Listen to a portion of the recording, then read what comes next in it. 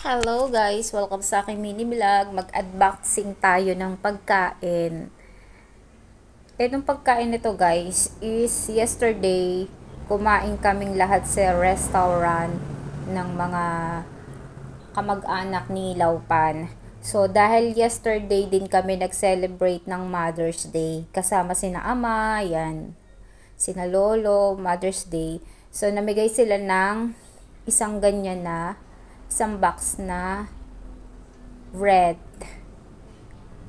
May egg yolk yan sa ano. May itlog na ano sa loob. Pero yung taste niya is matamis. Matamis siya ng konti and may black sesame dun sa taas. So ayan, masarap naman siya pero 'di ba? Parami ng beses na akong nakakain nito. So, yung ano niya is para sa akin is matamis siya. Hindi kasi ako masyado ngayon sa matamis. Kaya yan, kain po tayo. O, 'di ba? Masarap siyang kainin. Kaso nga lang, matamis naman. So, ayun. O, 'di ba? May tawag sila niyan eh. Parang parang mooncake siya. Tas, ayun na nga guys, binigay yan ng mga kamag-anak ni Laupan.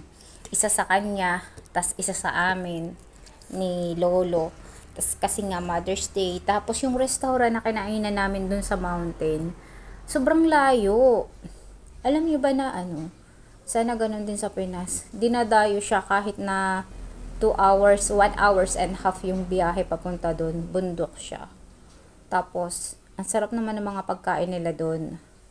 So, namigay din sila, pagkatapos namin kumain, namigay din sila ng ng bulaklak.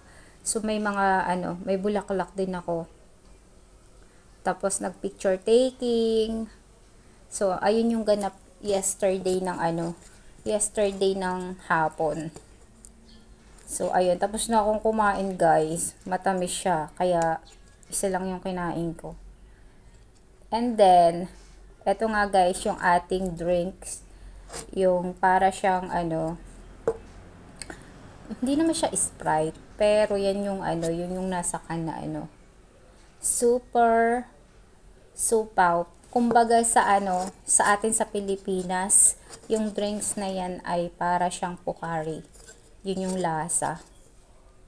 So nilagay ko yan siya sa basong malaki, tas nilagyan ko ng straw, tas nilagyan ko ng yelo kasi nga hindi kasi siya nakalagay sa ref.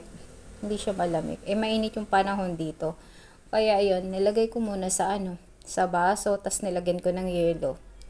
And then, tama to dun sa kinain ko kanina. Sobra ang maano na siya sa maginhawa na sa pakiramdam kasi nga hindi na mainit.